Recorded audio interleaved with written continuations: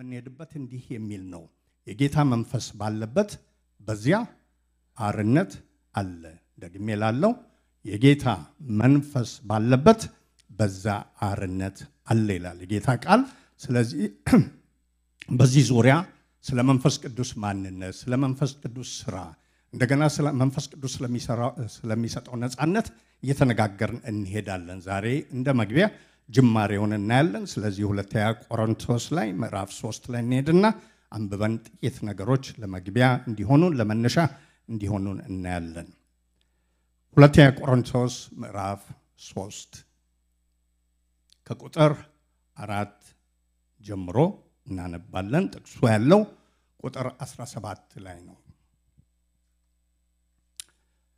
ሁለተኛ ቆሮንቶስ ምዕራፍ 3 ከቁጥር 4 ጀምሮ የጌታ ቃል እንደዚህ ይላል በክርስቶስም በኩል ወደ እግዚአብሔር እንዲህ ያለ እምነት አለን ብቃታችን ከእግዚአብሔር ነው እንጂ በገዛ እጃችን እንደሚሆን አንዳችን እንኳን ልናስብ ራሳችን የበቃን አይደለንም እርሱም ደግሞ በመንፈስ እንጂ በፊደል ለማይሆን ለአዲስ ኪዳን አገልጋዮች እንሆን ዘንድ አበቃን ፊደል ይገድላልና መንፈስ ግን ሕይወትን ይሰጣል ዳሩ ግን የእግዚአብሔር ልጆች ስለዚያ የእስራኤል ልጆች ስለዚያ ስለተሻረው ስለፊቱ ክብር የሙሴን ፊት ትኩር ብለው መመልከት እስኪሳናቸው ድረስ ያ በፊደላት በድንጋዮች ላይ የተቀረጸ የሞት አገልግሎት በክብር ሆነ የመንፈስ አገልግሎት እንዴት ይልቅ በክብር አይሆንም የኮነኔ አገልግሎት ክብር ከሆነ ይልቅ የጽድቅ አገልግሎት በክብር አብዝቶ ይበልጣልና ያ የከበረ እንኳ እጅግ በሚበልጠው ክብር ምክንያት በዚያ ነገር ክብሩን አጥቷልና ያ ይሻር የነበረው በክብር ከሆነ ጸንቶ የሚኖረውማ እጅግ ይልቅ በክብር ይሆናል እንግዲህ እንዲህ ያለ ተስፋ ካለን እጅግ ገልጠን እንናገራለን የዚያንም ይሻር የነበረውን መጨረሻ ትኩር ብለው የእስራኤል ልጆች እንዳይመለከቱ በፊቱ መጋረጃ እንዳደረገ እንደ ሙሴ አይደለንም ነገር ግን ሐሳባቸው ደነዘዘ ብሉይ ኪዳን ሲነበብ ያ መጋረጃ ሳይወሰድ እስከ ዛሬ ድረስ ይኖራልና በክርስቶስ ብቻ የተሻረ ነውና ነገር ግን እስከ ዛሬ ድረስ የሙሴ መጻሕፍት በተነበቡ ጊዜ ሁሉ ያ መጋረጃ በልባቸው ይኖራል ወደ ጌታ ግን ዘወር ባሉ ጊዜ ሁሉ መጋረጃው ይወሰዳል ጌታ ግን መንፈስ ነው የጌታ መንፈስ ባለበት በዚያ አርነት አለ እኛም ሁላችን በመጋረጃው በማይከደን ፊት የጌታን ክብር እንደ መስታወት ያብለጨለጭን መንፈስ ከሚሆን ጌታ እንደሚደረግ ያን መልክ እንመስል ዘንድ ከክብር ወደ ክብር እንለወጣለን እንጸልያለን የጌታም መንፈስ ባለበት በዚያ አርነት አለ የጌታ መንፈስ ባለበት ስፍራ የጌታ መንፈስ ባለበት ሰው የጌታ መንፈስ ባለበት ቤተሰብ የጌታ መንፈስ ባለበት ቤተክርስቲያን የጌታ መንፈስ ባለበት ጉባኤ በዚያ ይላል የጌታ ቃል በዚያ አርነት አለ ወደ እግዚአብሔር የመቅረብ አርነት ስሙን የመረዳት አርነት የመዳሰስ አርነት የመመለስ አርነት በእውቀት የመሞላት አርነት በሕያውነት የመንቀሳቀስ አርነት በዛ አለ ይላል የጌታ ቃል ሲናገር አቤቱ ጌታ ሆይ እናመሰግንሃለን እናከብርሃለን አርነትን በመንፈስ ስለሰጠህን ልጅህን ሰጥተህ በመስቀሉ ሞትና በትንሣኤው ሕይወትን በእኛ ላይ ካወጅክ በኋላ ያ ሕይወት ሆኖልን በሕይወት እንድንመላለስ አቤቱ ጌታ እግዚአብሔር ሆይ መንፈስህን ሰጠህን አዲስ ልደት ሰጠህን ከዛም የሚመነጭ አርነትን በእኛ ላይ አወጅክ ስለዚህ እናመሰግንሃለን አቤቱ በገንዘብ የማይገዛ በእውቀት የማይገዛ በቤተሰብ የማይገዛ ካንተ ብቻ የሚሰጥ አርነት ቅዱስ ከሆነው ከመንፈስህ የሚገኝ አርነት ለኛ ለልጆች እኩል ሳታዳላ ለትንሽ ለትልቁ አቤቱ ስለሰጠህ እናመሰግንሃለን ከመንፈስ የሆነ አርነት ከመንፈስ የሆነ ነፃነት ከመንፈስ የሆነ ጌታ እግዚአብሔር ሆይ በእውነት ጌታ ሆይ ከባርነት ሁሉ ነፃ መውጣት ለኛ አድርገሃልና እናከብርሃለን። ይህ ልዩ ስጦታ ነውና እናመሰግንሃለን። መንፈስህ በእኛ ላይ በፈሰሰ ጊዜ አቤቱ ጌታ ሆይ መንፈስህ በእኛ ጉባኤ በተገኘ ጊዜ ስምህ በእኛ ላይ በታወጀ ጊዜ ሁሉ ይህ አርነት ለእኛ ድርሻ ሆኖ ስላለ በእውነት እናመሰግንሃለን።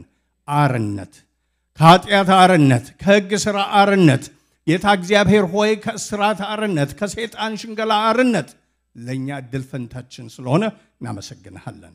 አሁንም ይህን ለማጥናትና ለማወቅ ወደፊት ስንቀርብ ጌታ መንፈስ ቅዱስ ሆይ ልቦናችን እንድትከፍትልን እንደገናም ደግሞ በአንተ መገኘት ደግሞ እንድዳስሰን በጌታ በኢየሱስ ስም እንለምንሃለን። አንተ የምትሰጠው ሙሉ አርነት ያግኘን። ቤት ሆነን መታሰር ከእኛ የተቀረ የተገፈፈ ይሁን፣ ነገር ግን ሙሉ ነፃነት ይሰማል። ደስታና ሰላምን የሚሰጥ ነፃነት ይሰማል።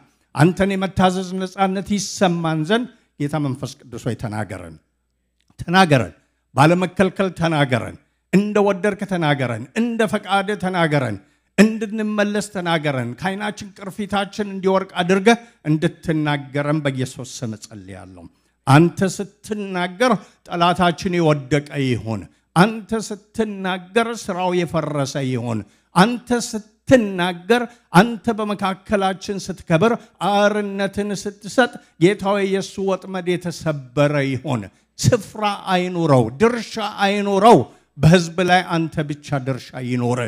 ይህን ታደርጋለህና አመሰግንሃለሁ። ክብርና ምስጋና ለአንተ ይሁን በጌታ በኢየሱስ ክርስቶስ ስም አሜን። ጌታ አምላካችን የተባረከ ይሁን። ቅድም እንዳነበብኩት የጌታ መንፈስ ባለበት በዚያ ብሎ አርነት አለ ይላል። ተገላቢጦሹን ካየን ደግሞ የጌታ መንፈስ በሌለበት በዚያ አርነት የለም ማለት ነው። ይህ ብቻ አይደለም። የጌታ መንፈስ ባለበት በዚያ አርነት ተሰጥቶ ያለ ያንን አርነት ደግሞ በማያውቁት ውስጥ ደግሞ ባርነት ባይሰጣቸውም እንኳን በባርነት ስር የመኖር ግዴታ የመኖር አዝማሚያ ይኖራል። ስለዚህ ይህ ለአርነት የተሰጠው መንፈስ በመንፈስነቱ መቀበልን፣ ያንን መለማመድን፣ በሱ ስር መተዳደርን፣ በሱ ስር መውጣትና መግባትን ይሻል ማለት ነው። የጌታ መንፈስ ባለበት አርነት አለ። ያንን አርነት ተቀብለው የጌታን መንፈስ ሙላት የሚለማመዱ በዛ የሚመላለሱ በእርሱ ፊት እርሱን ሳያሳዝኑ የሚወጡ የሚገቡት ውስጥ ሁሌ አርነት አለ። ያ አርነት ደግሞ ወሰን የሌለው ነው። መንፈሳዊ አርነት አለ፣ ቁሳዊ አርነት አለ፣ የህብረት አርነት አለ፣ በግል የሆነ አርነት አለ፣ በቤተሰብ የሆነ አርነት አለ፣ ነፃነት አለ። ክብርና ምስጋና ለጌታ ይሁን። በተለይ ለእግዚአብሔር ልጆች ደግሞ ለሁሉም የጌታ ነገር የሚገርም ነው። ሳይሰፍር ሳያዳላ ይሄ ለኔ እንደዚህ ነው ያ ደግሞ እንደዚህ ነው ሳይል ለሁላችንም ለጌታ ልጆች ለሆን የተሰጠ መብት ነው። ልጆች ተብለን ስንጠራ ለመጠራት የሚያስችለን ያንን ወግና ማዕረግ የሚሰጠን መንፈሱ በውስጣችን ማደሩ ነው። ልጆች እኛን ማድረጉ ነው። አዲስ ልደት መስጠቱ ነው። ኢየሱስ ጌታ ነው ብለን እንዳመን በሁላችን ውስጥ ቀጥለን እንደምናየው ያ መንፈስ አለ። ያ መንፈስ ወደ ውስጣችን ሲገባ ለሁላችንም እንደ ድርሻ የሚሰጠን አቬለብል እንዲሆን የሚያደርገው ነገር ምንድነው? ነፃነት ነው። ሁለንተናዊ ነፃነት። ግን ብዙ ጊዜ ምን ይሆናል? ያ ነፃነት ተሰጥቶ ያንን ነፃነት ሳንለማመድ እንቆያለን። አንዳንድ ጊዜ አንዳንድ ሰዎች ከብዙ ነገር ነፃ ወጥተው መውጣታቸውን ሳያውቁ ያንን ነፃነት ሳይጠቀሙ ይቆያሉ፣ ይኖራሉ። ለምሳሌ በዚህ ሀገር ታሪክ ታውቃላችሁ። ጥቁሮች በባርነት ለብዙ ጊዜ ተገዝተው ነበረ። ያ ዘመን አልፎ ስለመጣን ጌታን በእውነት ተባረካለሁ። ያለበለዚያ እዚህ የተቀመጠን እያንዳንዳችን በዚህ ጊዜ ጥጥ ለቀማ ላይ ነበር የምንሆነው።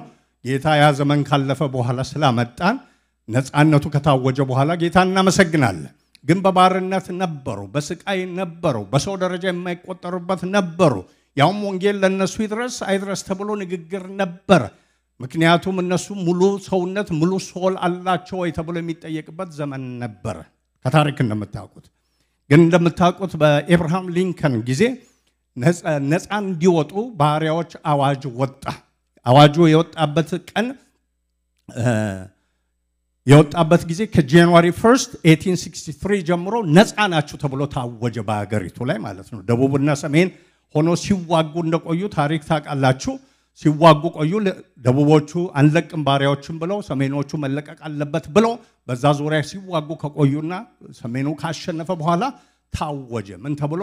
ጥቁር ሁሉ ነፃ ነው፣ እኩል ሰው ነው ተብሎ ታወጀ። ስለዚህ በሰሜኑ ያሉት በነፃነት ጥቁሮች እየኖሩ እያለ በደቡቡም ያንን የሰሙት ነፃ ነን ብለው ከጥጥ ለቀማ ራሳቸውን አውጥተው ከለቀምንም ተቀጥረን እንጂ እንደ ድሮ እንደ እንስሳ ወይም ደግሞ እንደ ዕቃ ተገዝተን አይደለንም ብለው መሄድ ጀመሩ። ግን ያ አዋጅ ሁሉ ቦታ እኩል አልተሰማምና ጥቂት ቦታ አዋጁ ታውጆ እያለ ነፃ ወጥተው እያሉ ጥቂት ቦታ ምን ሆኑ? ነፃ እንዳልወጡ መኖር ጀመሩ። ኦልሞስት ለሁለት ዓመት ለአንድ ዓመት ተኩል አንዳንድ ቦታ ነፃነቱ ተሰጥቶ ታውጆ በሕግ ተደንግጎ የነሱ ሆኖ እያለ ግን እንደ ድሮ በባርነት ይመላለሱ ነበር። ከዛ የመጨረሻው ቦታ እዚሁ ቴክሳስ ያለው ጋልቨስተን የሚባለው ቦታ ላይ የነበሩት ጥቁሮች ዝም ብሎ ለአንድ ዓመት ተኩል በባርነት ነበር። መታወጁንም አያውቁም። የዛን ጊዜ ፕሮባብሊ እንደምታስታውሱት ወይ እንደምትገምቱት ኢንተርኔት የለም፣ ሶሻል ሚዲያ የለም፣ ስልክም የለም። ገና ብጨምር ደግሞ ቴሌቪዥንም የለም። ቴሌቪዥን የጀመረው መቼ እንደሆነ ታውቃላችሁ? ጥንት ሁሉ አዳም ሲፈጠር ሁሉ ሊመስለን ይችላል አንዳንዶቻችን፣ ግን አልነበረም። በ1920ዎቹ ነው የመጀመሪያው አይነት ቴሌቪዥን እንኳን የተፈጠረው። ይሄኛው ቅድም ያነበብኩላችሁ በ1860ዎቹ ነው ማለት ነው። ፕሮባብሊ ከ70 ዓመት ቴሌቪዥን ከመምጣቱ በፊት ነው ያ የተነገረው። ሬዲዮም ቢኖረው የተወሰኑ ቦታዎች ነው። እነሱ ደግሞ ሬዲዮም ሊኖራቸው አይችልም። ባሪያዎቹ የሚኖሩበትም ስፍራ የሚኖሩበትም መንገድ ያንን የሚፈቅድ አይደለም። ስለዚህ አዋጁ ታውጇል፣ ነፃነት ወጥቷል። ግን ጋልቨስተን ያሉ ባሪያዎች እንደ ድሮ ይለቅማሉ፣ እንደ ድሮ ይተዳደራሉ፣ እንደ ድሮ ይኖራሉ። አላወቁም። ነፃ ናቸው፣ ግን ነፃነቱን መጠቀም ክፈሉን ማለት አሁን እኩል ነው የምንመላለሰው ማለት እንደገና ያንን እንሰራለን ማለት አልቻሉም። እስከ መቼ? ከአንድ ዓመት ተኩል በኋላ በ2000 ወታደሮችን የያዘ በ1865 አንድ ጀነራል መጥቶ እዛ መኖራቸውን በባርነት ሲያቅ እንደገና ከአዋጁ የተለቀመውን አዋጅ ወይም ዲክላሬሽን አነበበላቸው። ምን ብሎ? ነፃ ወጥታችኋል እኮ ካሁን በኋላ ለዚህ መገዛት የለባችሁም ብሎ። ያ ትልቅ ብስራት ነበረ። ያ ለነሱ ትልቅ ብስራት ነበረ። የኛም አንዳንድ ነገር ቀጥዬ እንደማሳያችሁ ያንኑ የሚያመላክት ነው። በጌታ መስቀል በሞቱና በትንሣኤ ነፃ ወጥተናል። ያንን ነፃነት የምናስበው ከሲኦል ብቻ ለመዳን ስንሞት ወደ ጌታ እንሄዳለን በሚል ደረጃ ብቻ እናስባለን። የጌታ ቃል ግን ሲናገር አይደለም። አዲስ ልደት ካገኘንበት እሱ መጥቶ ወደ እሱ እስከምንሄድበት ወይም ደግሞ ከእሱ ጋር እስከምንሄድበት ድረስ በመካከል ባለው እንደ ሞግዚት እንደ አማላጅ ሆኖ ከቀን ወደ ቀን በሕይወት መንገድ ሁሉ በአካሄዳችን በእርሱ አምልኮ ውስጥ ሁሌ ከአንድ የነፃነት ደረጃ ሌላ የነፃነትን ደረጃ እየሰጠን ሊያመላልሰን የተሰጠ ያውም ጌታችን ኢየሱስ ክርስቶስ ከመሄዱ በፊት እኔ ብሄድ ይሻላችኋል፣ እኔ ብሄድ አጽናኙ ይመጣል። አስቡ፣ ደጋግመን በዚህ ቦታ እንደተነጋገር ጌታ የእግዚአብሔር ልጅ በመካከላቸው እያለ ያደረገላቸውን ሁሉ አስቡ። ያ ሁሉ አድርጎ ኖ እኔ ብኖር አይሻላችሁም፣ የሚሻል ነገር እኔ ስከብር ይመጣል ብሎ ያለው ማንን ነው? መንፈስ ቅዱስን ነው። እርሱ በምድር ሆኖ ምንም እንኳ ተአምራት በየቦታው እየሄደ ቢሰራ ውስን ነው፣ አካልን ለብሷልና። ገሊላ በሚኖር ጊዜ ቤተልሔም የለም፣ ኢየሩሳሌም በሚኖር ጊዜ ቅፍርናሆም ውስጥ የለም። ስለዚህ ወደ ማዶ ሄደ ሲባል ምን ይሆናሉ? ተከትለው ዞረው ነው የሚሄዱት። እዛ ካላገኙት የሚሆን ነገር የለም። ይሄ አካል ይወስናል። የማይወሰነውን ክርስቶስን ወስኗል። ስለዚህ ጌታ ምን አለ? እኔ በዚህ በውስን አካል የምቆይበት ጊዜ ጥቂት ነው። ራሴን ሰጣለሁ፣ ሞቼ እነሳለሁ፣ በክብር አርጋለሁ። እኔ ሲሄድ ምን ይመጣል? አጽናኙ ይመጣል ብሎ ተናገረ። ያውም ይመጣል ብቻ ሳይሆን የሱ መምጣት ለእናንተ ምንድነው? ይሻላችኋል ብሎ ተናገረ። ክብር ለአምላካችን ይሁን።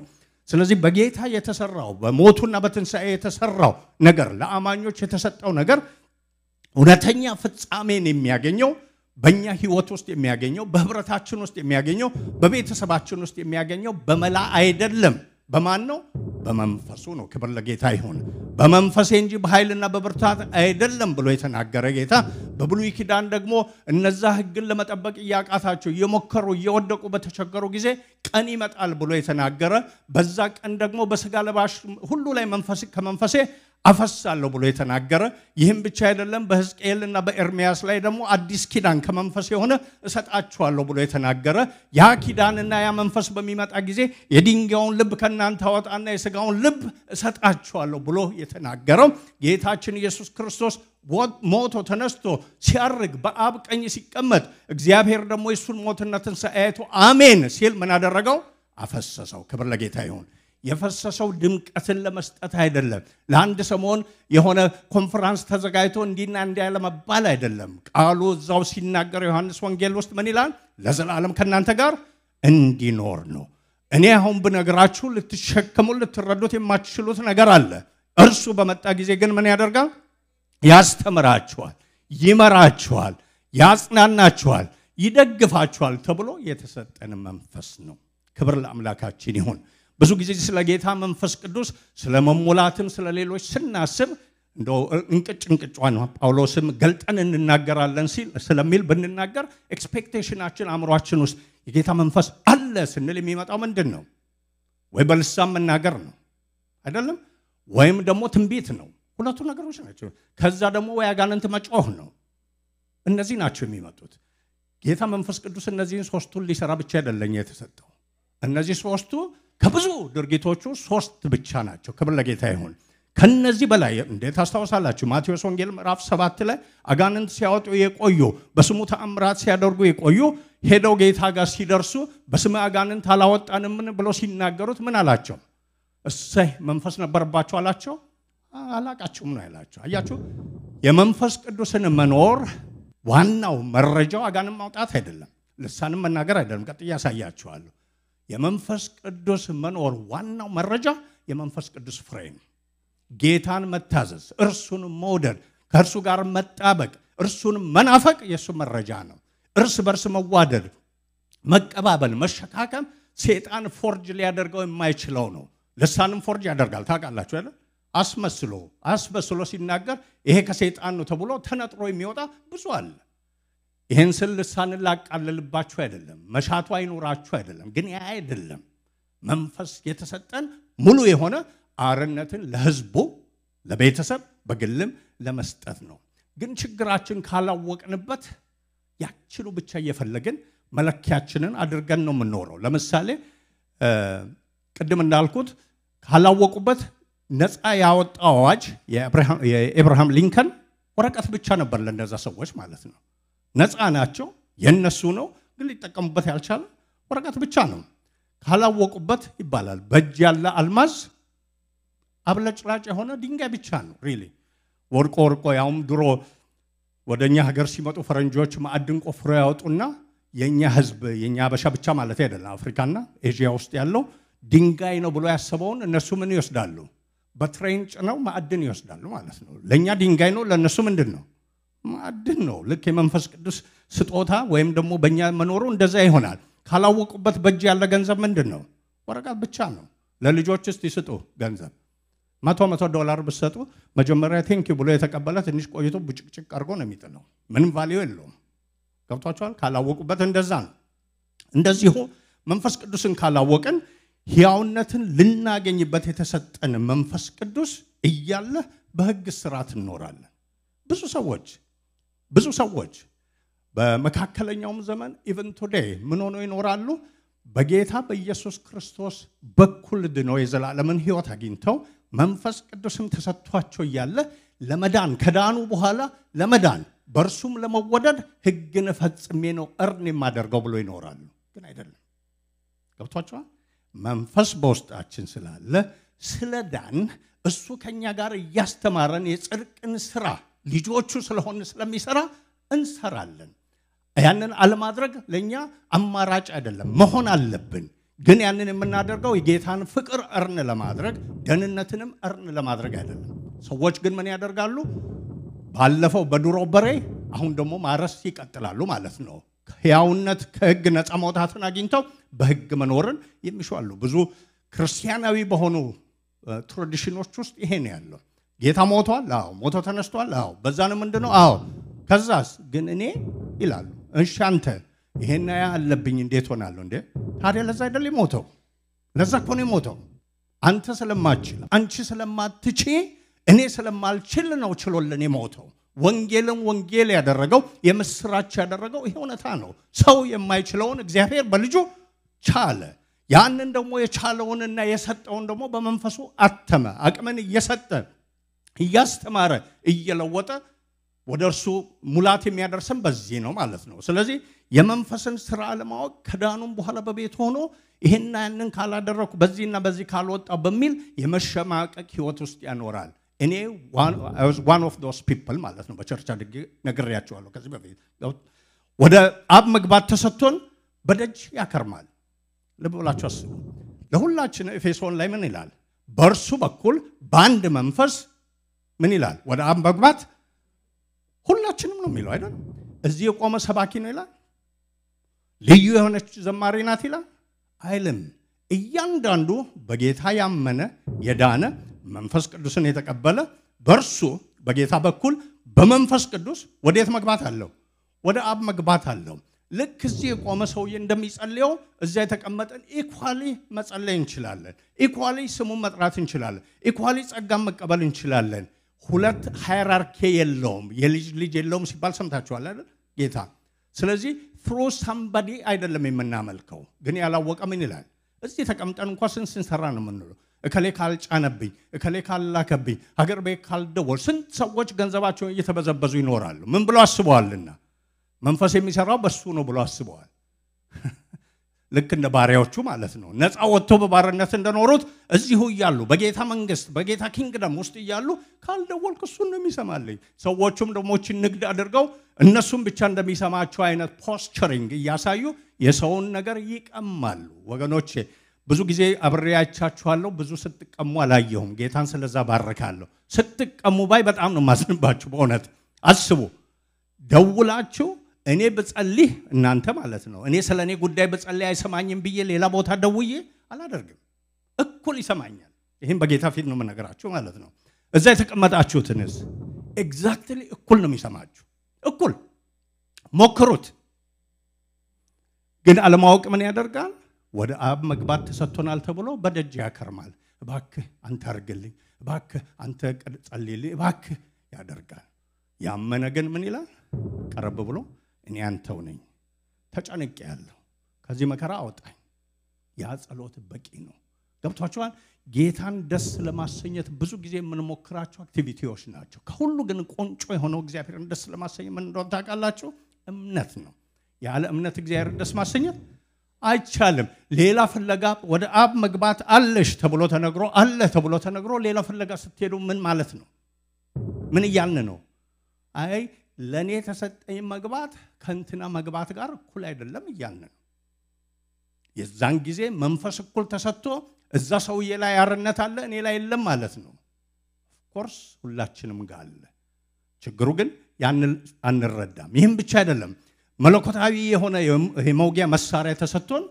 በስጋ ስንዋጋ እንኖራለን ሐሜትን በሐሜት ጥልን በጥል ብዙ ነገሮችን በዛው እንመላለሳለን ሐዋርያው ጳውሎስ ቆሮንቶስ ላይ ቀደም ያነበብኩት መጽሐፍ ላይ እየወገሙ አስቸገሩት እያሙ አስቸገሩት እየናቁ አስቸገሩት እያጣጣሉ ወንጌልን እሱ አምጥቶላቸው ወንጌሉን መስክሮላቸው ጸልዮላቸው መንፈስ ቅዱስን ተቀብለው የጸጋ ስጦታዎችን ተለማምደው ዞር ብሎ እነሱ አለፉና አንደኛ ከሆኑ በኋላ እሱን ዞር ብሎ አይተው ከቁመናው ካነጋገሩ ካደራረጉ የተነሳ እሱ ደግሞ አሁን ሐዋርያ ነው ብሎ ማናናቅ ጀመሩ ማናናቅ ብቻ ሳይሆን ማጣጣል አለመቀበል አለመስማት ሁሉ ጀመሩ ማለት ነው ስለዚህ ረጃጅም ጽሁፎችን የጻፈው ለነሱን ታውቃላችሁ ሁለት መልእክቶችን አንዱ 16 አንዱ 13 ቻፕተር ያህል ያለው ማለት ነው የጻፈው ለዚህ ነው የጻፈው ማለት ነው ለነሱ ሲጽፍ እንደዚህ ብሎ ይጽፍላቸዋል ስለመዋጋት በሰው ልማድ ምንም እንኳን የምንመላለስ ብንሆን እንደ ሰው ልማድ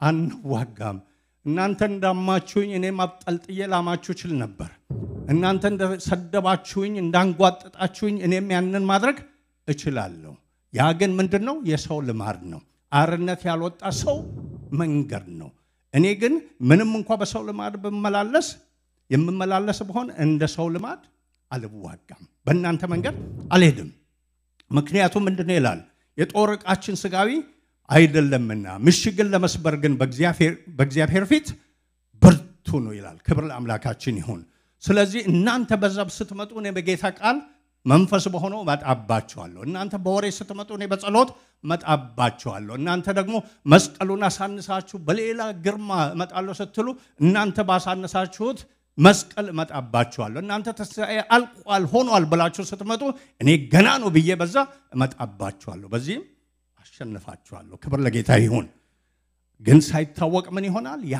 አርነት ተሰጥቶን ይያለ ሌላ ሰፈር ጉድ እንላለን ይሄን እንዲህ ብላችሁ አስታውሱ ማለት ነው ስራ ቦታ ስትኖሩ ብዙ ነገሮች ይገጥማሉ ካለማያን ከእንደዚህ ይሆኑ የሚሄዱበት መንገድ መለኪያቸው ሁሉ የተለያየ ነው አንዴ ዝም አላችሁ ደግማችሁም ቻላችሁ እየበዛ ሲሄድ ምን ያደርጋል እንዴ ንቆኝ እኮ ነው እንልና ወዴት ነው የምንመለሰው በሱ ተርምስ ወይም በሷ ተርምስ ወደ መዋጋት ማለት ነው የገፋኝን ገፋለሁ ያማኝን አማለሁ ያሳጣኝን አሳጣለሁ ይልብናል ውስጣችን ግን ቃሉ የአርነት መንፈስ ምንድነው የሚለው አንተ በዛ መንፈስ በዛ መንገድ አትዋጋም ያንተ መዋጊያ የተለየ ነው አርነት የሚያወጣው መንፈስ በውስጥ ያለው የሚሰጥ መረዳት የሚመርሃ መንገድ የተለየ ነው ብሎ ያስተምራል ሐዋርያ ጳውሎስ እንዳደረገው የመጸለይ ነገር ወደ ጌታ ፊት ማቅረብ ነገር ጌታ በግልጽ ነው የሚናገረው በቀሌ ማናት ይላል የኔ ናት እሱን ነገር ለማን ተው ይላል ለኔ ተው አትጠራጠሩ እኔ እንዳየው አትጠራጠሩ እንደምመልስም አትጠራጠሩ ጣልቃ እንደምገባም አትጠራጠሩ ለኔ ተው ይላል ማለት ነው ይሄ የመንፈስን አርነት መረዳት ነው በመንፈስ ቅዱስ ደስታ መሞላትና መመላለስ ቀርቶ ይሄን አለማወቅ በዓለም ጉርለትና ሐዘን መዋጠን ያመጣል ሁሌ በመንፈስ መሆን ነገሮች እንኳን ሳይሞሉ ልብን ስለሚደግፍ ሐሳብን ስለሚያሳርፍ ደስታ አለ ከዚህ በፊት ነግሬያቸዋለሁ አንድ አስተማሪ ሁሉ ጊዜ ድሮ ትምህርት ቤት ይያለው መድረክ ላይ ይቀመጣሉ አስተማሪዎች እኛ የምንማርበት የነበረው ትምህርት ቤት ሲሰበክ ማለት ነው በቻፕል ሰዓት ከዛ ተቀምጦ ከሁሉ በተለየ ሁኔታ ሁሌ ፈገግታ ፊቱ ላይ ይታያልና ነግሬያቸዋለሁ ይገርመኛል ሰውዬው ሁሌ ነው የሚስቀው እላለሁ እኔ እዛ ተቀምጬ እንደ ተማሪ ማለት ነው ሁሉ ጊዜ ፈገግታ አለው ሁሌ ለፍራሊ 5 ቀን አለን 5ቱንም ቀን ፈገግታ አለው ኋላ ሚስጥሩን ቼክ ሳደርግ ባዮግራፊው ምናምን ሳጠና ብዙ የጻፈው ያ ሰውዬ ስለ ጸሎት ነው ጸሎት ደግሞ ምንድነው ከጌታ ጋር መዋል ነው መነጋገር ነው ለካዛ ጉም ብሎ ይያለ እኔ እሱን ፊት ሳይ እሱ የጌታን ፊት ነው የሚያየው ማለት ነው ገብቷችኋል ስለዚህ በዛው ውስጥ ሁሉ እሱ ውስጥ ምን አለ ደስታ አለ መረጋጋት አለ ሰላም አለ ያ አርነት ለኛ ተሰጥቶን ይያለ ግን አርነታችን አስቀምተን በሆነውና ባልሆነው ነገር ኑሯችንን መዝነ ብዙ ጊዜ በሐዘን እንደገና በጭንቀት እንመላለሳለን የጌታ ቃል ይህ በጎ አይደለም ነው የሚለው በመጨረሻም ደግሞ አርነት ወተን በእነዚህ ሁሉ ነገሮች ግን ይሄን የማናይበት አይነት ግርዶሽ ሐዋርያ ጳውሎስ እዚህ 3 ላይ እንደሚለው ባይናችን ሆኗል ማለት ነው ተሰጥቶናል የደስታ መንፈስ ተሰጥቶናል የኃይል መንፈስ ተሰጥቶናል የጸጋ መንፈስ ተሰጥቶናል የመረዳት መንፈስ ተሰጥቶናል የባለጠግነት መንፈስ ግን የት ነው የምንውለው በዛኛው ተርምስ ነው የምንኖረው ያ ምን ማለት ነው ግርዶሽ ነው ማለት ነው አይናችን ያል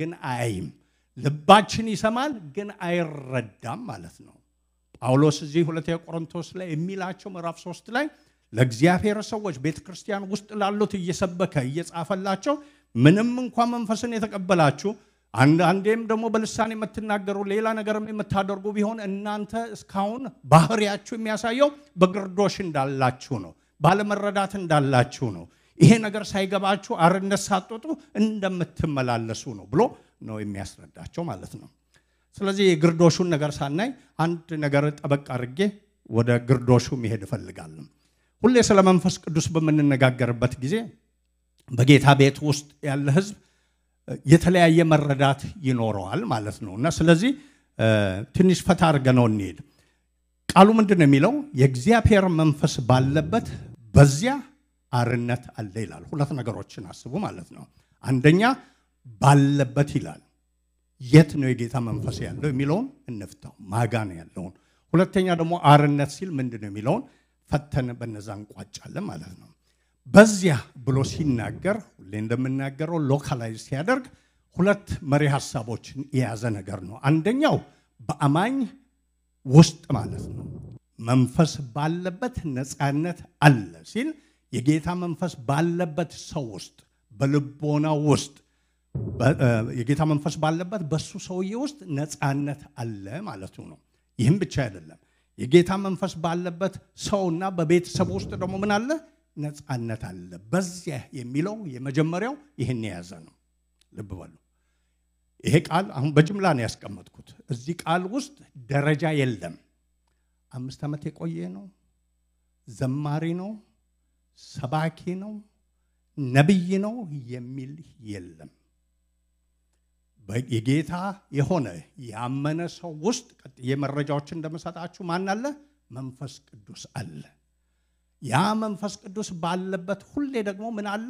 አርነት፣ አባውንዲንግ የሆነ የሞላ አርነት በእጁ ይዞ አለ ማለት ነው። ሊሰጥ ሊያደርግ አለ ማለት ነው። አንዱ እሱ ነው። ሁለተኛው ደግሞ በአማኞች ህብረት ውስጥ በቤተ ክርስቲያን ውስጥ አብረው በስሙ በሚሰበሰቡበት ውስጥ የጌታ መንፈስ ስለሚኖር ሁሌ ደግሞ አርነት አለ ይላል። የመጀመሪያውን ትንሽ እንፍታው። በአማኞች ውስጥ ስንል ማለት ነው። ብዙ ጊዜ ስለ መንፈስ ቅዱስ ሙልሃት የምንናገረውና ስለ መንፈስ ቅዱስ መቀበልና ጥምቀት የምንነጋገረው ድብልቅልቅ ይልና በአስተማሪዎችም አንደበት በተቀባዮችም አንዳንዶቻችን ልሳን ስለማንናገር መንፈስ ቅዱስ የለንም ብለን አስበን እንኖራለን። ያ ግን ቃሉ አይደግፈንም። ልሳን መናገር የመንፈስ ቅዱስ የመቀበል the only sign አይደለም ማለት ነው።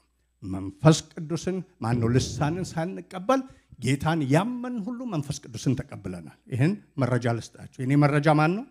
የጌታ ቃል ነው። ገብቷችኋል? ስለዚህ እንዲህ ይላል። ቀስ ብዬ አነባለሁ።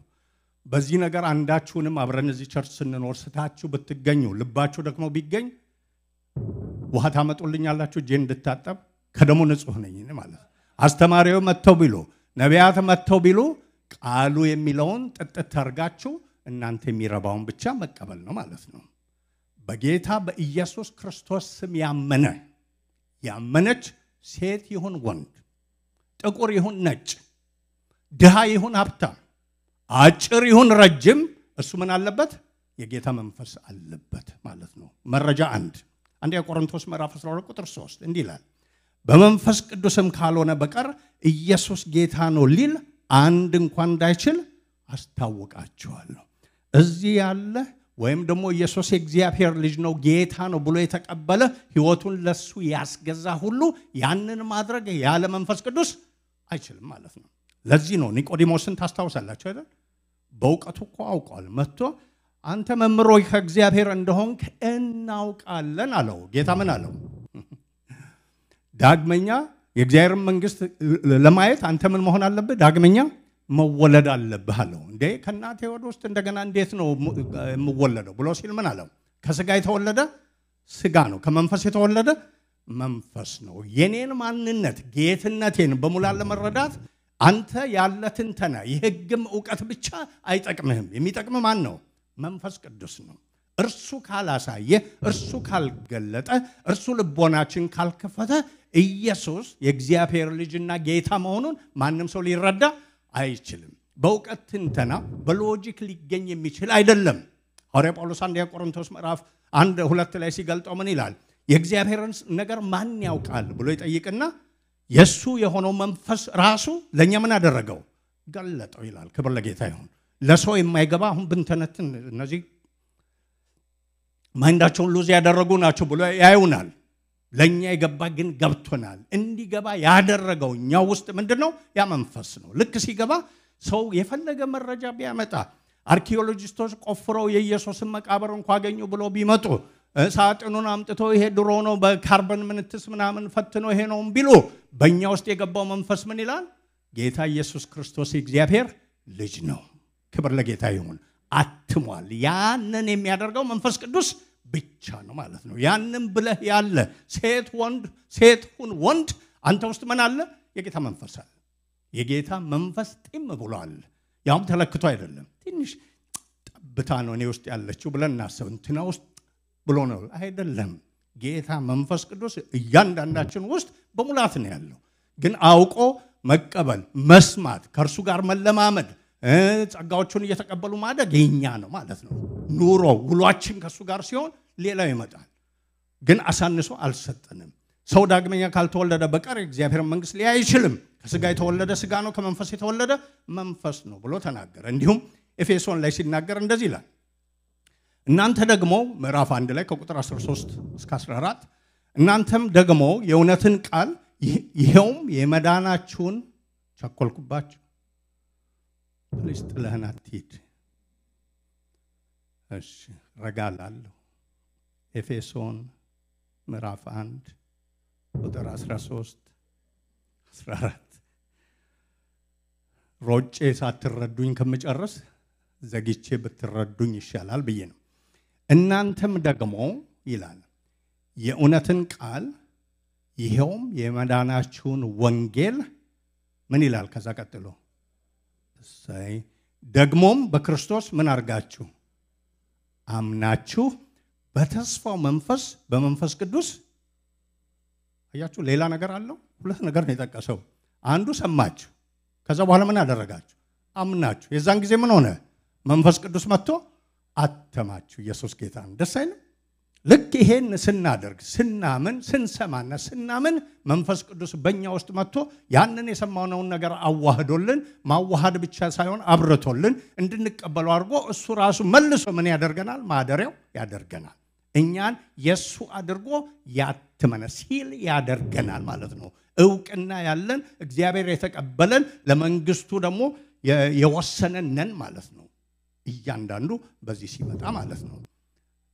እንዲሁም ደግሞ ሮሜ ላይ ሲናገር እግዚአብሔር ልጆች መሆናችን ያ መንፈስ ራሱ ከመንፈሳችን ጋር ይመሰክራል ይላል። ክብር ለአምላካችን ይሁን። ሌላ ቦታ ቅድም ያልኳችሁ ጥቅስ ላይ ሁለተኛ አንደኛ ቆሮንቶስ ምዕራፍ 12 ላይ ብታዩ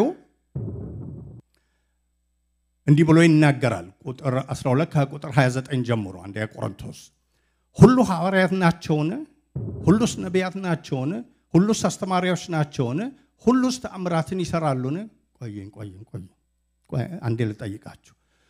ሁሉ ሐዋርያት ናቸውን ብላችሁ መልሳችሁ ምንድነው? እሺ እኔ እጠራለሁ፣ እናንተ መልስ ስጡኝ፣ መረጃ እንዲሆን ነው ማለት ነው። እሺ ሁሉስ ነቢያት ናቸውን? ሁሉስ አስተማሪዎች ናቸውን? ሁሉስ ተአምራትን ይሰራሉን? ሁሉስ የመፈወስ ስጦታ አላቸውን? ሁሉስ በልሳኖች ይናገራሉን? አያችሁ፣ ሁሉስ ይተረጉማሉን? አይደለም። ስለዚህ በመንፈስ ቅዱስ መጠመቅና መንፈስ ቅዱስን መቀበል ከልሳን ጋር ዋን ቱ ዋን የሆነ ኮረስፖንደንስ የለውም። እርግጥ ነው የተቀበልነው መንፈስ ሌላ የጸጋ ስጦታ እንደሚሰጠው እንደወደደው ልሳኖችን ይሰጣል። የሰው ቋንቋ የመሰሉ ልሳኖችን የሐዋርያት ምዕራፍ 2 ላይ ያለውን ይሰጣል። አንዳንድ ጊዜ አንዳንድ ሰዎች በልሳን ሲናገሩ ሌላ ቦታ ሄደው በማያውቁት ቋንቋ እንደ አረብኛ ባለው ወይም ደግሞ እንግሊዘኛ ሳይማሩ እንግሊዘኛ የሚናገሩበት ጊዜ አለ በዚህም ዘመን። ከዛ ውጭ ደግሞ የመላእክት ነው በተባለው አይነት በመንጸልይበት ልሳን ለእያንዳንዱ ይሰጣል። ያንን ግን ማድረግ ወይም ያልተሰጠው ያነሰ መንፈስ አለው ማለት አይደለም። ገብቷችኋል? ሁሉ ሐዋርያ ነውን? ሁሉ አይደለም እንዳልነው። ሁሉ ልሳን ይናገራሉን? ሁሉ አይደለም እንዳልነው ነው ማለት ነው። ስለዚህ መንፈስ ቅዱስን ተሞልታችኋል ወይ ሲባል ኢሚዲየትሊ የሚመጣው በተሞላውና ልሳን በተናገር ልሳን መናገር መፈለግ ጥሩ ነው። እሱን ዲስከሬጅ እያደረግኳችሁ አይደለም። ግን ስትጸልዩ ወይም ደግሞ ሲጸለይላችሁ መለኪያችሁ እሱ ብቻ ከሆነ ጌታ መንፈስ ቅዱስ ደግሞ ካልሰጠ የምትሉት ምንድነው? አልተሞላውም ነው። ግን ተሞልታችኋል። ላረጋግጥላችሁ እዚህ መቀመጣችሁ ፍንትቡ ብላችሁ መንፈሱን ብትሞሉ ነው። ታውቃላችሁ? ረጋ ብላችሁ ጠዋት ከ5ቱን 6ቱን ቀን እዛ ስትሰሩ አድክሟችሁ ሌላው ነገር ሁሉ ምናምን ብሎ ሰኞ ማነው እሑድ ጠዋት ላይ ወገባችሁን ሌላ ሲላችሁ ነው ከጌታ ቤት አልቀርም ብላችሁ ፍንትው ብላችሁ የምትመጡት እኛን አፍቀናችሁ አይደለም። የጌታ ፍቅር ፊቱ ነው። ገብቷችኋል? መንፈስ ቅዱስ ሙላ ማለት ምን ማለት እንደሆነ ታውቃላችሁ? በመንፈስ ቅዱስ ቁጥጥር ስር መሆን ማለት ነው። እዛ ላይ መንፈስ ይሙላባችሁ ሲል ከምን ጋር ነው የሚያነጻጽረው? ከወይን ጠጅ ነው አይደል? ወይን ጠጅ አይሙላባችሁ አይደለም የሚለው። በወይን ጠጅ አትስከሩ፣ ግን ምን ሆኖ መንፈስ ይሙላባችሁ። ወይን ጠጅ የሞላበት ሰው ምንድነው የሚያደርገው? ቅድም በሰላም ሄዶ ሲመለስ ዘይቤ ቀይሮ ይመጣል ማለት ነው። ያካሄድ የንግግር ምን ስለሆነ ወይን ጠጁ ስለተቆጣጠረው ማለት ነው። መንፈስ ሲሞላብንም እኛም ምንድነው የሚያደርገው? እንደዛ ይቆጣጠራል። ያ ቅድም ያልነውን አርነት በየደረጃው እንደሚፈልገው እንደሚያስፈልገን በእኛ ውስጥ ይሰጥና ብንገፋ የማንወርቅ ቢያታልሉን የማንታለል እምነታችን እንድንጠረጥር ቢያደርጉን የማንጠራጠር አድርጎ ያቆመናል ማለት ነው። ያ ነው በመንፈስ ቅዱስ መወላት ማለት ነው። ሀይ ብቻ መሆን አይደል፣ ደስ ብሎ ማለታችን ብቻ አይደል። እሱ አንዱ ፓርት ነው። እዛ ኤፌሶን ላይ እንድናመሰግን ቅኔ እንድናገር ይናገራል። ከመንፈስ የሚመጣ ነው። ግን እሱ ብቻ አይደለም። ቅድም ያልኳችሁ አስተማሪ ጸጥ ብሎ እዛ ጎምለል ብሎ እልልታለው የለውም። ልሳን ካንደበቱ ሰምቻለሁ ምንም አልሰማውም። ግን በመንፈስ ቁጥጥር ስርና ሙላት ስር እንደሆነ ቅንጣት ጥያቄ የለኝም። ገብቷችሁ አይደል እምላችሁ። ስለዚህ በዚህ ነገር አእምሯችሁ አይዋል ማለት ነው። ተሞላን ምናምን ሲባል መለኪያችን ያ ብቻ ይሁን። የስ ያንንም ይሰጣል፣ ሌላም ጨምሮ ይሰጣል። ከዛም ውጪ ይሆናል። በጌታ መንፈስ ቁጥጥርና ምሬት ስር ነኝ ወይ የሚለው ነገር ሁሌ መለኪያችን ይሁን ማለት ነው። ከሱ የሚወጣው ደግሞ ገላትያ ላይ የተጠቀሱት የመንፈስ ፍሬዎች ሰላማችሁ ሰላም በሌለበት ቦታ የሞላ ከሆነ በጌታ መንፈስ ተሞልታችኋል ማለት ነው። ትዕግስት በሚያሳጣ ቦታ ሁሉ ሰው እያለ በሚል ቦታ እናንተ ረጋ ብላችሁ ብዙ ነገራችሁ እየተወሰደ ብዙ ነገራችሁን እያጣችሁ ፈተና እየበዛ ምንም ማዕበል እየመጣ ልክ ጌታ ኢየሱስ በማዕበል ጸጥ እንዳለው ስትሉ ማን ጸጥ ያደረጋችሁ ይመስላችኋል? መንፈስ ቅዱስ ተሞልታችኋል ማለት ነው። ገብቷችኋል? ፍቅር የሚነሱ የሚወጉ የሚቆረቁሩ በአካባቢያችን በቤተሰብ ብዙ ሆነው ሲመጡ ይሄ እንዴት ቻለው ይሄቺ ደግሞ እንዴት ቻለችው በሚባል ጊዜ ዝም ብለን በጌታ ፊት ብቻ ጸንተን እየተቀበልን እየተሸከምን ስንሄድ ከማን ብርታት መስሏችኋል? ከጂም የተሰራ አይደለም። ከጌታ መንፈስ ቅዱስ ሙላት የመጣ ነው። መለኪያዎቻችን እነዚህ ሆኑ ማለት ነው። እሱን አቅጣጫ አድርገን ስንበረታ ጌታ መንፈስ ቅዱስ ደግሞ ቀጥለን ወደፊት እንደምናየው ብዙ አይነት የጸጋ ስጦታዎችን በህይወታችን የሚታዩ ቪዚብል የሆኑ ያመጣል። እሱ ችግር የለበትም ለዛ ማለት ነው። እኛ ግን የተገላቢጦሽ ነው የምንፈልገው። ችግሩ ምንድነው? የተገላቢጦሽ አርጎ ይሄን ሳናቅ ቢሰጠን እንተላለቃለን። ታውቃላችሁ? እንፋጃ እዚሁ ነው የምንፋጀው። እዚህ ቁጭ ያልን ረጋ የምንል አይምሰላችሁ። እነዚህ ቆሮንቶስ ሰዎች የተጻፈላቸው ይሄን የመንፈስን ፍሬ ሳያፈሩ ሌሎቹን ነገሮች በሙሉ ማድረግ ቻሉ። ስለዚህ ነቃሉና ወንጌሉን ዘግዝቀው መረዳት ጀመሩ ማለት ነው። አንደኛ ማን ነው በእኛ መካከል? ሐዋርያ ማን ነው በእኛ መካከል? የጸጋ ስጦታው የተሻለ በእኛ መካከል ማን ነው ብሎ እርስ በርሳቸው መተላለቅ ጀመሩ። እርስ በርሳቸው ብቻ ሳይሆን ሐዋርያውን ጨምሮ ማለት ነው። ስለዚህ የተገላቢጦሽ የሆነ የመንፈስ ቅዱስ እይታ አርነትን ከማምጣት ይልቅ የበለጠ በተሰጠው ጸጋ ራሱ ባርነትን ያመጣል ማለት ነው። ስለዚህ ሐዋርያው የሚለው እዚህ ቦታ እውነተኛ አርነት የሚመጣው የመንፈስ ቅዱስን በእኛ ህይወት ውስጥ ያለውን ነገር ይገኛል የምንልበትን ቦታ በተለየ ሁኔታ በመረዳት ነው ይላል ማለት ነው። ስለዚህ ቅድም እንዳልነው ሁሉ ሐዋርያት አይደሉም፣ ሁሉ ልሳን አይናገሩም። ግን በሁሉም ውስጥ በሐዋርያቱም በነቢያቱም በአስተማሪዎቹም በምእመናኑም ውስጥ ምን አለ? የጌታ መንፈስ አለ ማለት ነው። እንግዲህ ይህን ካልን በዚህ እንደምድመው ለዛሬ ይሄ እውነት ሆኖ እያለ ግን ምንድነው ግርዶሽ ያደረገብን የሚለውን አንድ ሐሳብ እናነሳና ያንን ግርዶሽ ጌታ እንዲያነሳልን እንጸልያለን ማለት ነው። ይሄ ሁሉ ለእኛ ነው። ይሄ ሁሉ ለእኛ ተሰጥቷል። መንፈስ ቅዱስ አበንደንትሊ በእያንዳንዳችን ህይወት ውስጥ ሳይመርጥ ደረጃ ሳይ ሊሰራ ሊሰጥ ተሰጥቷል። ግን ያንን የመቀበልና የማየት ችግር አለብን፣ ግርዶሽ አለብን ማለት ነው። ሐዋርያው ጳውሎስ ቅድም ያነበብነው ላይ ስለ ግርዶሽ ያወራል አይደለም? ድሮ በእስራኤል ላይ ግርዶሽ ነበረ ብሎ ያወራል። ሙሴ እግዚአብሔር ጋር ሄዶ ሲመጣ እሱና እግዚአብሔር መካከል ግርዶሽ አልነበረም። ከዚህ የተነሳ ፊት ለፊት አይቶት እግዚአብሔርን ተለማምዶ ማንነቱም መንፈሱም ነፃ ወጥቶ ይመጣል። እነሱ ጋር ግን ሲመጣ ከእግዚአብሔር ጋር ለመዋል ሁለንተናቸውና ነገራቸው ያልተዘጋጀ ስለሆነ ከዚህም የተነሳ ነው ወደ ተራራው ቀርቦ ተራራውን እንዳይነኩ ደጋግሞ እግዚአብሔር ያስጠነቀቀው። ወደ እነሱ ሲመጣ ደግሞ እሱ ምን ያደርጋል? ያንን ሊያዩህ አይችሉምና ራሱን ይጋርዳል ማለት ነው። ወደ እግዚአብሔር ሲዞር ግርዶሹን ያነሳል፣ ወደ እነሱ ሲዞር ግርዶሹን ያደርጋል። ምክንያቱም ምንድነው? እነሱ በዛ ጊዜ በነበረው ተርምስ ለዛ የበቁ አይደሉም ማለት ነው። እንኳን ያንን ክብር አንጸባራቂውን ሊያዩ ታስታውሳላችሁ። ወደ ሲና ተራራ ሲደርሱ 3 ቀን ከብዙ ነገሮች እንዲለዩ እንዲሆኑ ራሳቸውን እንዲያዘጋጁ ይህም ብቻ አይደለም ሲቀርቡ ደግሞ ተራራውን ምን አታደርጉ ተባሉ ማየት እሱን ሳይሆን እሱ ያለበትን ተራራ እንኳን ቢነኩ ይሞታሉ ተባለ ማለት ነው ምክንያቱም ምንድነው ለዛ ለእግዚአብሔር ፕሬዘንስ አልተዘጋጁም በእውቀታቸው አልተዘጋጁም በእምነታቸው አልተዘጋጁም ባካሄዳቸው አልተዘጋጁም ማለት ነው ገብቷችኋል እኛ ግን ከክርስቶስ ሞትና ትንሣኤ የተነሳ በተሰጠን መንፈስ የእግዚአብሔርን ክብር የእግዚአብሔርን ግርማ መንፈስ ቅዱስ በህይወታችን የሚሰራውን ነገር ሁሉ ለማየት ተሰጥቶናል ነው የሚለው ማለት ነው is given ግን ችግሩ የሆነው ምንድነው ለቆሮንቶስ ሰዎች ሲናገር የተገላቢጦሽ አደረጉት እርሱን ለማወቅና በእርሱ ለመገኘት የጌታ መንፈስም የሚሰጠውን አርነት በእውነት ለመለማመድ ሳይሆን እነሱ ምን አደረጉት የዓለምን ደረጃ ለማግኘት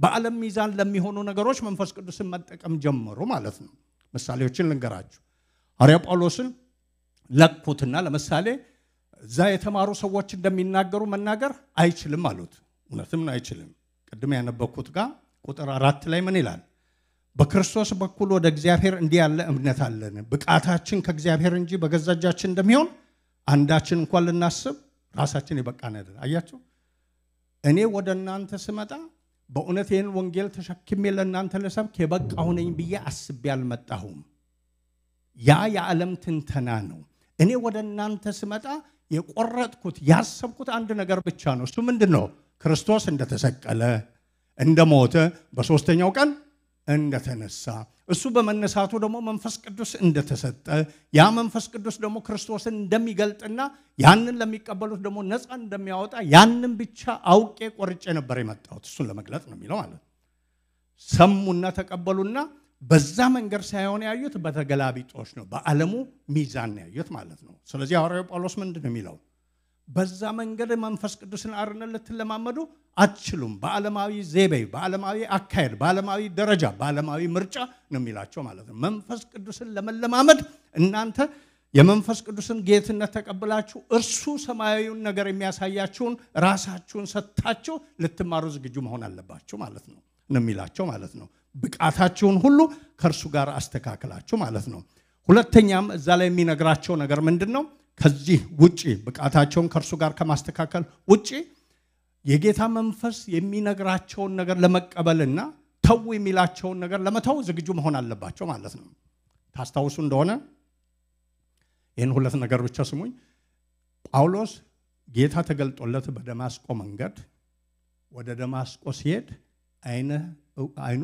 ታውሮ ነበር ሐናንያ የተባለ ሰው ወደሱ ሲላክ ሄዶ የተናገረው ምንድነው ጌታ መልእክተኛ እንደሚያደርገው ከተናገረ በኋላ ያን የነገረው ምንድነው እንድጸልይልህና መንፈስን ቅዱስን እንድትቀበል ልኮኛል ብሎ ጸለየለት ልክ ሲጸልይለት ምን ሆነ ይላል ካይኑ ላይ እንደ ቅርፊት ወደቀ ይልና ምን ይላል በዚያን ጊዜ አየ ይላል ክብር ለጌታ ይሁን አያችሁ የማየቱ ይሄን ብርሃን ብቻ አይደለም የጌታን ነገር የወንጌልን ነገር የመንግስቱን ነገር የሚያስረዳ ብርሃን በልብ ውስጥ ገባ ማለት ነው ያውም እዛ ቦታ ወዲያው ተነስቶ ምግብ ከበላ በኋላ ከትንሽ ቀናት በኋላ በዛው ከተማ ምን ማድረግ ጀመረ መስበክ ጀመረ ኢየሱስ ጌታ ነው አያችሁ ፔኔትሬት አርጎ የገባ እነዚህም ምንድነው የሚላቸው እንደዛ አርጎ ወደ እናንተ የመጣውን መንፈስ በዛው ተቀበላችሁ ስለ ጌታ የሚያስተምራችሁን ነገር ሰምታችሁ መኖር ሲገባችሁ እናንተ ምን አደረጋችሁት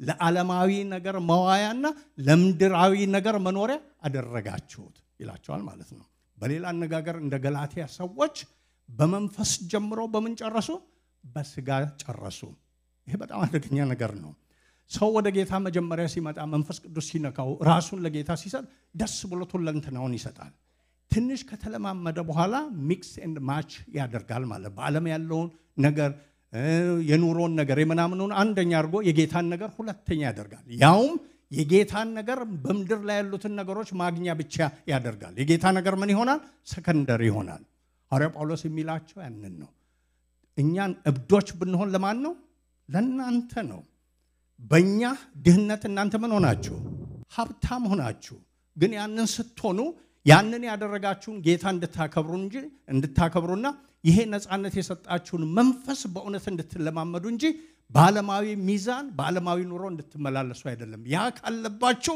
ምን አለባችሁ ነው የሚለው እንደዛ ባሮች ነፃነት ወጣችሁ አሁን በምን እየተመላለሳችሁ ነው?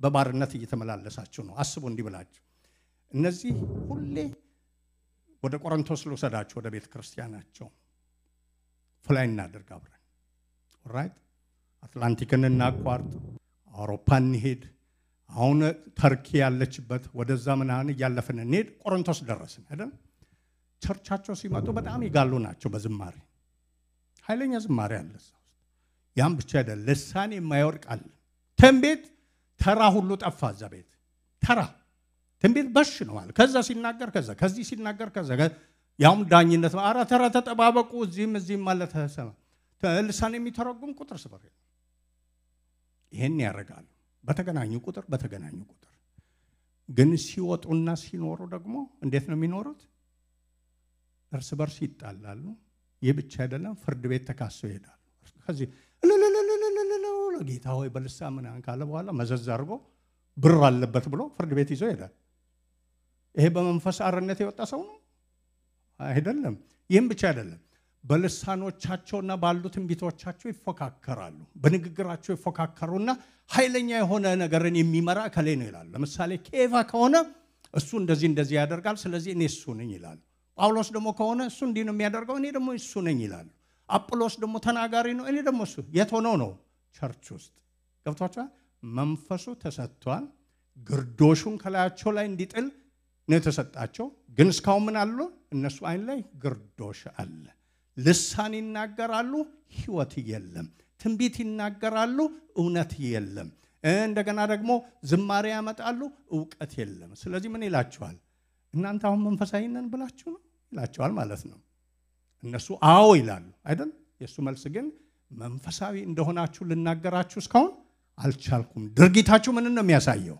ስጋውያን መሆናችሁ ማለት ነው ጌታ ከዛ ይጠብቀን ስለዚህ ጌታ መንፈስ ቅዱስ ሊለን የሚፈልገው እኔ ባለውበት ሁሌ አርነት አለ ግን በማን ተርምስ ነው በሱ ተርምስ ነው በእኛ ተርምስ አይደለም አያችሁ የሰማያዊውን ነገር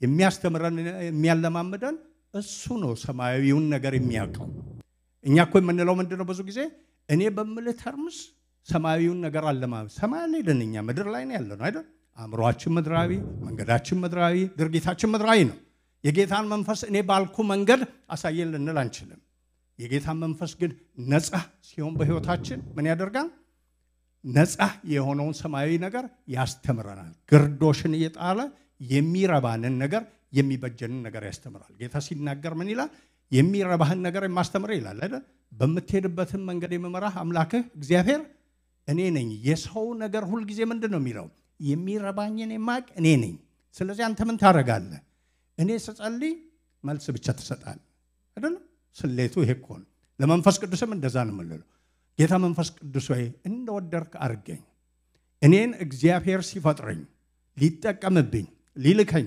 ሊያደርገኝ የፈለገውን አንተ እንደፈለክ አርግ እጄን እግሬን ሰጥቻለሁ ከማለት ይልቅ ምን እንላለን ያየናቸው ነገሮች አሉና እሱ ማድረግ ነው የምፈልገውና እርዳኝ ነው የምንለው አይደል ይሄ ነው ችግሩ ማለት ነው ጳውሎስ ልቀቁ ራሳችሁን ጌታ መንፈስ ቅዱስ አርነት ያወጣችኋል ያዙ ራሳችሁን ግን በምን ትኖራላችሁ በቅርፊት ትኖራላችሁ ነው የሚለው በመጀመሪያው ቀን በመጀመሪያው ጅማሬ ጌታ ሊለን የሚፈልገው ምንድነው የእግዚአብሔር መንፈስ ባለበት አርነት አለ በግል አርነት አለ በቤተሰብ አርነት አለ በጉባኤ አርነት አለ ምን ከሆነ አይኖቻችን ከተከፈቱ ልቦቻችን ከተከፈተ ለጌታ መንፈስ ቅዱስ የምንሰማበት ጆሮ ካለን የምናደምጥበትን የምንቀበልበት ልቦና ካለን በየቀኑ እሱ ምን ያደርጋል ቅርፊቶቻችንን በሙሉ እየጣለ እሱን ልክ በብርሃን እንደሚመላለስ ሰው እያየን ድምጹንም እየሰማን እንከተለው እናውቀው ደግሞ እንሆንለት ዘንድ አርነት ያወጣናል እውነተኛ አርነት ምድር ላይ ያለው የትኛው ነው